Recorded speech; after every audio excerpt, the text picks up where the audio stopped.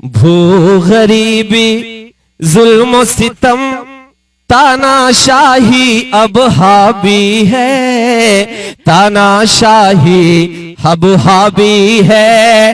हिंदू मुस्लिम सिख ईसाई सबका सपना कहाँ गया, ढूंढ रही है नम आंखें वो भारत अपना कहाँ गया। भू गरीबी कौन सा भारत? मैं बनारस की सरजमीन पर एक शेर पढ़ रहा हूं। शाद भाई, अगर मैंने कहीं ना कहीं आप सबकी विरासत को आगे बढ़ाया है, आप सबने जो तहजीब दी है अगर उसको आगे बढ़ाया है, तो दुआएं चाहता हूं कि ढूंढ रही है नम आंखें वो भारत अपना कहाँ गया, भारत अपना कहाँ गया। कौन सा भारत? सुनिएगा कि जिस भारत की मिट्टी में आबे गंगा की अजमत थी, जिस भारत के सीने में हर एक की खातिर चाहत थी, जिस भारत के घर की जीनत मरियम अजमत सीता थी, जिस भारत के दिल में कुरान और होठों पर गीता थे, जिस भारत में नानक ने वहदत का गीत सुनाया था, वो भारत इकबाल ने जिसको रश के जना बताया था, जिस भारत की अज़ां में शामिल, याद करिएगा मस्जिद की वो मीनारें और इस घाट पर शाम को बजने वाली शंखें। तब पढ़ता हूं कि जिस भारत की अज़ां में शामिल होकर शंखें बजती थी, जिस भारत की मूरत जुम्मन के हाथों से सजती थी, अशफाकुल्ला बिस्मिल का वो सूली चढ़ना कहाँ गया।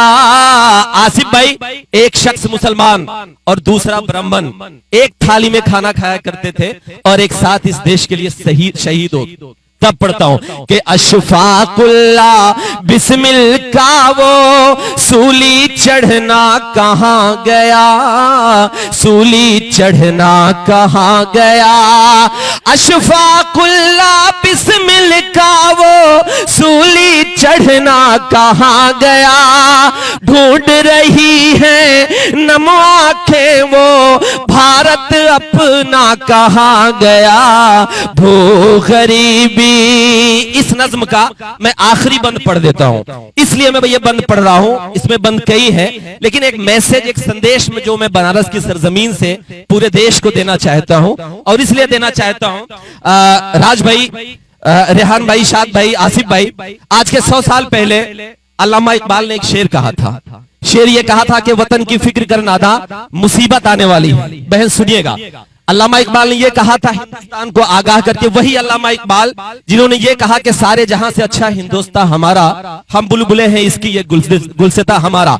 लेकिन डॉक्टर अल्लामा इकबाल ने फिर एक शेर कहा, और शेर ये कह के हिंदुस्तान को आगाह किया, चेतावनी दी कि वतन की फिक्र कर नादा, मुसीबत आने वाली है, तेरी बर्बादियों के मशवरे हैं आसमानों में, और न संभलोगे तो मिट जाओगे ऐ हिंदुस्तान वालों, तुम्हारी दास्तां तक भी न होगी दास्तानों में। तब मैं बहुत छोटा कलमकार हूं, मेरी हैसियत नहीं है कि डॉक्टर अल्लामा इकबाल की बात को आगे बढ़ाऊं, लेकिन एक तालिबे इल्म होने के नाते आपसे हाथ जोड़ के इस बंद में एक गुजारिश करता हूं, एक विनती करता हूं देश के हर उस हिंदू मुसलमान से, हर उस सिख ईसाई से मैं एक गुजारिश करता हूं, और गुजारिश ये कर रहा हूं कि ढूंढ रही है नम आंखें वो भारत अपना कहाँ गया, भारत अपना कहाँ गया। अब सुनिएगा कि खून में डूबा मंजर देश की, चीख न बन जाए एक दिन, ये अपनी तहजीब कहीं तारीख न बन जाए एक दिन।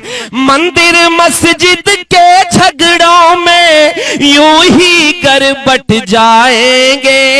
अब सुनना इस नौजवान की बात कि मंदिर मस्जिद के झगड़ों में यूं ही गरबट जाएंगे, धीरे धीरे हम इतिहास के पन्नों से मिट जाएंगे, धीरे धीरे हम इतिहास के पन्नों से मिट जाएंगे।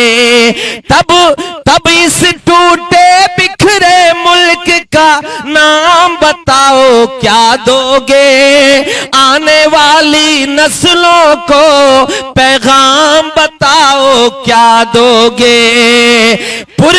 पुरखों की इस मिट्टी की, पुरखों की इस मिट्टी की पहचान कहां से लाओगे। नौजवानों, अब मैं जो कहने जा रहा हूं वो 70 सालों का वो दर्द है जिसे आपको संभालना है, इस देश के हर हिंदू मुसलमान को संभालना है। मैं जो कहने जा रहा हूं शायद आज इस मुशायरे का एक मिशन है, आज इस मुशायरे का उन्वान है। मुझे दुआएं दीजिएगा कि पुरखों की इस मिट्टी की पहचान कहां से लाओगे, मुझे बताओ फिर ये हिंदुस्तान कहां से लाओगे। अब जो कहने जा रहा हूं कि काशी घाट पे, यही वो घाट है, यही वो घाट है जो मैंने बचपन में देखा था, लेकिन रात भर जाग के मैंने इस नज़्म में एक मिसरा मैंने शामिल किया। रेहान भाई सुनिएगा कि काशी घाट पे बिस्मिल्लाह का राग वो जपना कहां गया, राग वो जपना कहां गया। काशी घाट पे बिस्मिल्लाह का राग वो जपना कहां गया, ढूंढ रही है नम आंखें वो भारत अपना कहां गया। वो गरीबी, एक बार तालियां वाले बजा दीजिए।